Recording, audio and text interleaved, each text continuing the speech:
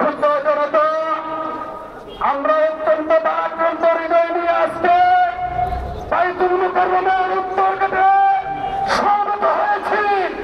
পরিষ্কার ভাষায় বলে দিতে চাই, ভারতে বসে খুনি হাসিনা এবং ওবায়দুল কাদের ষড়যন্ত্রে লিপ্ত হয়েছে।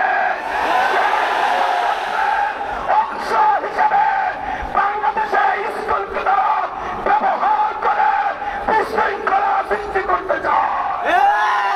বিশৃঙ্খলার অংশ হিসেবে অ্যাডভোকেট সাইফুল ইসলাম আলিফকে তারা নির্মমভাবে প্রকাশ্যে আদালত চত্বরে হত্যা করেছে। আমরা পরিষ্কার বলে দিতে চাই, হেফাজতে ইসলাম শান্তিপূর্ণ কর্মসূচি পালন করছে।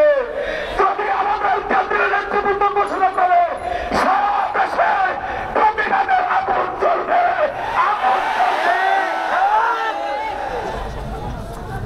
এই মুহূর্তে বক্তব্য রাখছেন হেফাজতে ইসলাম বাংলাদেশের সহকারী স্বেচ্ছাসেবক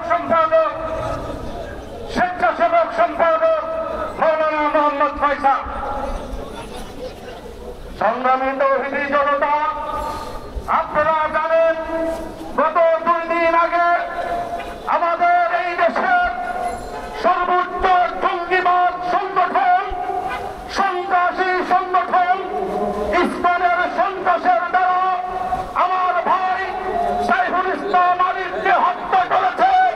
শুধু হত্যা করে ক্ষান্ত হয় নাই, মুসলমানদের সর্বোচ্চ ধর্মীয় প্রতিষ্ঠান মসজিদের উপর হামলা করেছে। সেই হামলা করার পরে কোন মুসলমান ঘরে বসে থাকতে পারে না। স্পষ্ট ভাষায় বলতে চাই, অতীতের সকল ইতিহাসের মধ্যে বাংলাদেশে হিন্দু ভাইরা সর্বোচ্চ আরামে রয়েছে। গতকালকে প্রতিবেদন